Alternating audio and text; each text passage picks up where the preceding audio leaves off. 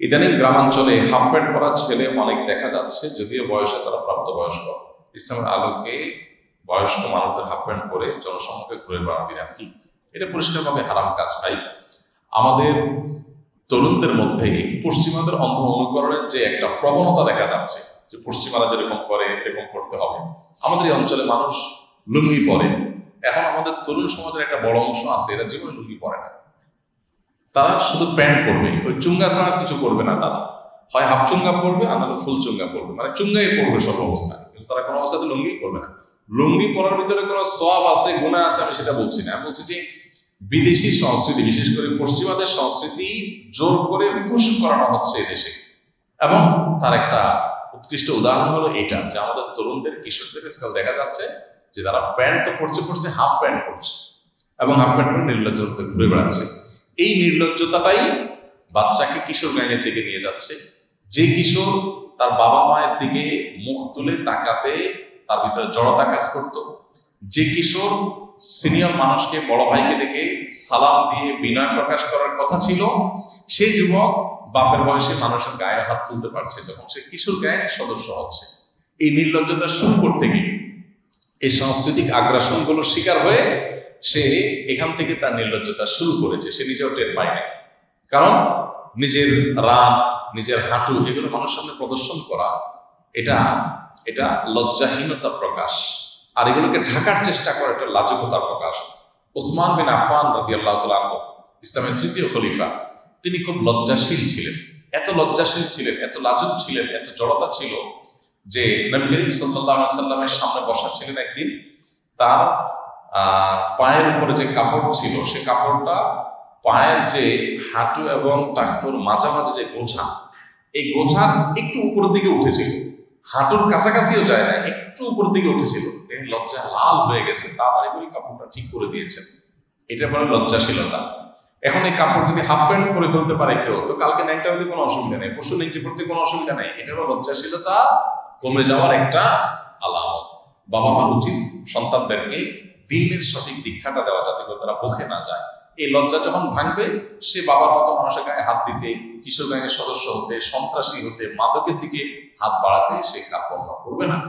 এই জন্য সন্তানদেরকে ধ্বংসের হাত থেকে বাঁচাবার জন্য দ্বীনি শিক্ষা প্রত্যেকটা পরিবারে দেওয়ার এবং চর্চা করার কোনো বিকল্প নেই। আর না হলে ধ্বংস যখন চতুর্দিকে হবে, তখন আপনার পরিবারও ধ্বংসের দিকেই এগিয়ে যাবে। সম্প্রতি নবম শ্রেণীর বইয়ের কিউআর কোড স্ক্যান করলে মেয়েদের গোপন ড্রেসের ওয়েবসাইটে নিয়ে যাচ্ছে, এ ধরনের ঘটনাকে আপনি কিভাবে দেখছেন? আমি আর কিভাবে দেখবো, সবাই যেভাবে দেখছে এভাবেই। আমাদের পাঠ্যপুস্তক সম্পর্কে আমি আজ থেকে 2 বছর আগে আমাদের এই বক্তব্যে বলেছিলাম যে আমাদের পাঠ্যপুস্তক শিক্ষাক্রমে, শিক্ষা কারিকুলামে রীতিমতো মেসাকার করা হয়েছে। মেসাকার, ধ্বংসযজ্ঞ চালানো হয়েছে। প্রতিটি বইয়ের প্রতিটি পৃষ্ঠায় ছত্রে ছত্রে, লাইনে লাইনে বিষ ঢুকিয়ে দেওয়া হয়েছে। এবং সরকারকে ভুল বুঝিয়ে কিছু এনজিও, বিদেশি কিছু দালাল, এরা কিছু টাকা পয়সার বিনিময়ে তারা এই শয়তানিগুলো করে আমাদের সমাজ, আমাদের সংস্কৃতি, আমাদের এদেশের মানুষের, সকল ধর্মের মানুষের ধর্মীয় বিশ্বাস, মূল্যবোধ সবগুলোকে বৃদ্ধাঙ্গুলি দেখিয়ে তারা এদেশকে ধ্বংস করার নীল নকশা পেতে বসেছে। এটা তারই অংশ। এখানে ব্যাখ্যা দেওয়া হচ্ছে যে এই কিউআর কোড স্ক্যান করলে আগে অন্য জিনিস দেখা যেত, এখন এটা দেখা যাচ্ছে। এগুলো অজুহাত মাত্র। এই ক্ষেত্রে যদি আপনি এই ব্যাখ্যা দেন, তাহলে সেক্ষেত্রে আশেপাশে যে আরো বিভিন্ন বিষয় আছে, সে আপনার প্যান্ট এবং আপনার টেবু ভাঙার নাম করে মাসিকের আলাপসালাপ, এগুলো ছেলে মেয়েদের একসাথে মাখামাখি করে কিশোর কিশোরীদের করছেন। এখানে কি করছেন?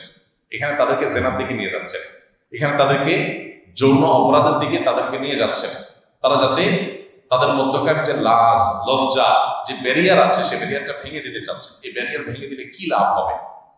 মানব সভ্যতার কি ক্ষতি হয়েছে হাজার হাজার বছর ধরে এই ট্যাবু থাকার কারণে? কি ক্ষতি হয়েছে?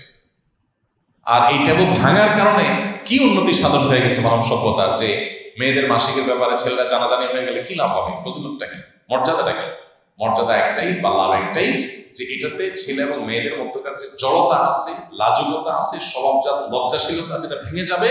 তখন জেনা ব্যভিচার কোনো দোষের কিছু মনে হবে না। এই চক্রটাই আমাদের সমাজে বিবাহ বহির্ভূত সম্পর্ককে একসময় যতটা দোষে মনে করা হতো, এখন মানুষ খুব নির্লজ্জের মতো করে বয়ফ্রেন্ড গার্লফ্রেন্ডের পরিচয় সরাসরি দিয়ে দেয়, বিএফজিএফ গার্লফ্রেন্ড বা বয়ফ্রেন্ডের পরিচয় দিয়ে দেয়।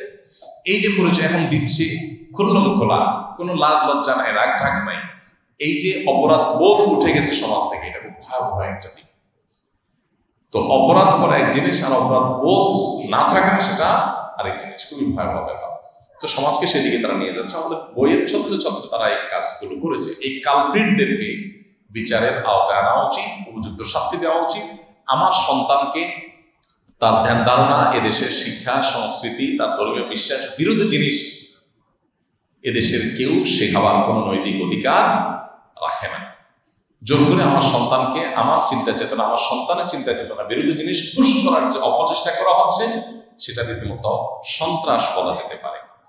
এটা আমাদের দেশকে ভালো কিছু বয়ে আনবে না, আমাদের দেশের জন্য ধ্বংস ডেকে আনবে। বিধায় এদের ব্যাপারে আমরা যত তাদের বুঝতে পারবো। ইতিমধ্যে আলহামদুলিল্লাহ ঊর্ধ্বতন কর্তৃপক্ষ এর সাথে সংশ্লিষ্ট দুই একটা কালপ্রিটকে ওএসডি করেছে, এটা খুবই আনন্দের সংবাদ আলহামদুলিল্লাহ। কিন্তু এর ধারাবাহিকতা রাখা উচিত এবং পরবর্তীতে যাতে কোনোভাবে এই জিনিসগুলো না থাকে। এই যে শরীফার গল্প সিদ্ধান্ত হয়েছে আগামী বছর থেকে এই গল্প আর থাকবে না, কিন্তু এই গল্প বিকল্প হিসেবে যেটা রচনা করবে ওই কালপ্রিটটাই রচনা করবে ঘুরিয়ে ফিরিয়ে, সেক্ষেত্রে কোনো পরিবর্তন হয় নাই। তাহলে যারা এত বড় একটা অন্যায় করলো, জেনে শুনে একটা বিষ ঢুকাই দিল, শয়তানি করলো, গল্প থাকবে না বুঝলাম, কিন্তু আমাদের শিশুদেরকে শিক্ষার নামে যে কুশিক্ষা শিখাচ্ছে, এটার জন্য যারা দায়ী তাদের বিচার কি হওয়া উচিত না? তো এদের বিরুদ্ধে আমাদের প্রত্যেকটা মানুষের সোচ্চার হতে হবে। আমাদের সন্তানকে আমরা শিক্ষার নামে স্কুল কলেজে দিচ্ছি, সেখানে তাদেরকে অমানুষ হওয়ার জন্য, ধর্মহীন হওয়ার জন্য এবং আমাদের দেশের সংস্কৃতির বিরুদ্ধে পরিপন্থী পশ্চিমা সংস্কৃতি শেখাবার জন্য তাদেরকে আমরা প্রতিষ্ঠানে দেই নাই। বা আমাদেরকে সজাগ হতে হবে, সোচ্চার হতে হবে এবং প্রতিবাদী হতে হবে। আমাদের মহল্লার মসজিদের ইমাম সাহেবের কাছে আমরা কিছু জানার উদ্দেশ্যে গিয়ে জিজ্ঞাসা করলে ইমাম সাহেব বিরক্ত হয়ে বলেন, আমরা নাকি আহলে খবিস লামাযাব ইত্যাদি, আবার বলে আমরা নাকি ফিতনা সৃষ্টি করার জন্য প্রশ্ন করি। এখন ইমাম সাহেবের এটা করাতে কি গুনাহ হবে? প্রথম কথা হলো ভাই, ইমামের উচিত যেরকম মুসল্লি এবং মুক্তাদিদের হক আদায় করা, তাদের উপরে দায়িত্বশীল হওয়া, ঠিক একইভাবে মুক্তাদিদের উচিত ইমামের উপরে দায়িত্বশীল হওয়া। উভয়ের কিছু আদব আছে, ইমামের কিছু আদব আছে মুক্তাদিদের প্রতি, আবার মুক্তাদিদেরও কিছু আদব আছে ইমাম সাহেবের প্রতি। উভয়টাই লক্ষ্য করা উচিত। আপনি মুক্তাদি যদি ইমাম সাহেবকে খোঁচায় খোঁচায় প্রশ্ন করেন উদ্দেশ্যমূলক ভাবে, যেমন আমাদের কাছে প্রায় দেখা যায় যে একই ব্যক্তি অনেক প্রশ্ন করতেছেন, এই প্রশ্ন লিখে পড়ে বোঝা যায় এই প্রশ্ন জানার জন্য না, এটা হলো খোঁচা মারার জন্য। তো এই উদ্দেশ্যে যদি আপনি প্রশ্ন করেন, তাহলে আপনি একজন গুনাহগার, আরেকজনকে খোঁচা মারার জন্য বা ইমাম সাহেবকে বিব্রত করার জন্য। তো সেটা আপনার করা উচিত না। যদি আপনি এটা করে থাকেন, মূল ঘটনা কি ঘটেছে আমি তো জানি না। আর ইমাম সাহেব তিনি অবশ্যই একজন আলেম হিসাবে তার মুক্তাদের প্রতি সদাচরণ করা উচিত। ভিন্ন কোনো আমল করলে, ভিন্ন কোনো মতের মানুষ থাকলে তাকে অশ্রদ্ধা করা, তার নামকে বিকৃতি করে বলা, এটার কোনো অনুমতি কোনো অবস্থাতে ইসলাম কাউকেই দেয় নাই। আল্লাহ বলেছেন, ওয়ালা তানাবাজু বিল আলকাব, তোমরা মন্দ নামে কাউকে ডেকো না। তার একটা ভালো নাম আছে, তুমি তাকে বিকৃতি করে বললা, এই বিকৃতি করাটা কোনো যুক্তিতে কি হতে পারে না, জায়েজ হতে পারে না। এমনকি একজন মানুষ গুনাহে লিপ্ত, পাপে লিপ্ত, আপনি তার নামকে বিকৃত করলেন, এর অনুমতি আপনার জন্য নাই। বিশেষ করে আপনার মুসলমান ভাইয়ের সাথে আচরণটা আপনি করতে পারেন না, এটা করা উচিত না। আর পাশাপাশি অন্য মতের উপর আমল করবে মানুষ। গ্লোবালাইজেশনের এই যুগে, বিশ্বায়নের এই যুগে গোটা পৃথিবীটা একটা গ্রামের মতো, ভিলেজের মতো। বিভিন্ন মতের মানুষ এক জায়গায় জড়ো হয়ে যায়। আগের মতো না যে এক অঞ্চলে একটা আমল চলছে, অন্য অঞ্চল থেকে অঞ্চলে মানুষ সচরাচর আসা যাওয়া ওইভাবে করার সুযোগ থাকতো না, যার কারণে ভিন্ন আমল হতো না। এখন গ্লোবালাইজেশনের কারণে সব জায়গায় সব রকম আমলের ছড়াছড়ি আছে। তো এই ক্ষেত্রে যখন গ্লোবালাইজেশন ছিল না, তখনও সাহাবায়ে কেরামের চরিত্র ছিল, আমল ছিল, কর্মপন্থা ছিল যে তারা কিন্তু এই সমস্ত পরিস্থিতিতেও পরিপূর্ণভাবে চেষ্টা করতেন অন্য মতের, বিশেষ করে কোরআন হাদিসের গণ্ডিতে যখন থাকবে, একাধিক ধর্ম মাযহাব যখন থাকবে, সেগুলোকে শ্রদ্ধা করা। মসজিদে নববীতে সাহাবীদের সময়ে খোলাফাদের শাসন আমলে একাধিক মতের উপরে আমল মসজিদের মধ্যে হয়েছে, এটা নিয়ে তারা বিতণ্ডায় লিপ্ত হন নাই। দুঃখজনক এখন আমাদের মনগুলোকে আমরা অনেক সংকীর্ণ করে ফেলেছি। আর অনেকে আছি যে আমার মতটা এলাকাবাসীর উপরে, ইমাম সাহেবের উপরে চাপাই দেওয়ার জন্য নানা রকম খোঁচাখুচি করছি, এটাও অবশ্যই দোষণীয়। তো মূল পরিস্থিতি কি হয়েছে আমি জানি না, সেজন্য আমি মৌলিক নীতিমালার সাথে বললাম, ইমাম সাহেবের যেমন সহনশীল হওয়া উচিত, মুক্তাদিদের প্রতি শ্রদ্ধাশীল হওয়া উচিত, মুক্তাদিদেরও উচিত ইমাম সাহেবের হক এবং অধিকার পূরণ করে সতর্ক থাকা, নিজে যেটা বুঝেছেন জেনেছেন এটা নিয়ে খোঁচাখুচি করা, চাপাচাপি করা, জোরপূর্বক খুশ করানোর চেষ্টা করা, অথবা বিব্রতকর পরিস্থিতি তৈরি করার চেষ্টা করা, এটা কোন অবস্থাতে জায়েজ নয়, উচিত নয়। আল্লাহ তাআলা আমাদেরকে ভালো আখলাকি মানুষ হওয়ার তৌফিক দান করুন। আমাদের মধ্যে আমি প্রায় সময় বলি, অনেক নামাজি কালামী, অনেক রোজাদার, অনেক সাদকাওয়ালা মানুষ থাকলেও আখলাকি মানুষের বড় অভাব। আল্লাহর কাছে কিয়ামতের ময়দানে সবচেয়ে ওয়েটফুল আমল হবে যেটা, সেটার নাম কি? আখলাক, উত্তম আচরণ। এই জন্য ইমাম সাহেবের আখলাকে যেমন সুন্দর হওয়া উচিত, মুক্তাদের আখলাকও সুন্দর হওয়া উচিত। আল্লাহ তাআলা আমাদের সবাইকে আমলের তৌফিক দান করুন। জাযাকুমুল্লাহু খাইর। সুবহানাল্লাহি ওয়া বিহামদিহি, সুবহানাল্লাহি ওয়া বিহামদিহি, আশহাদু আল্লা ইলাহা ইল্লা আনতা, আস্তাগফিরুকা।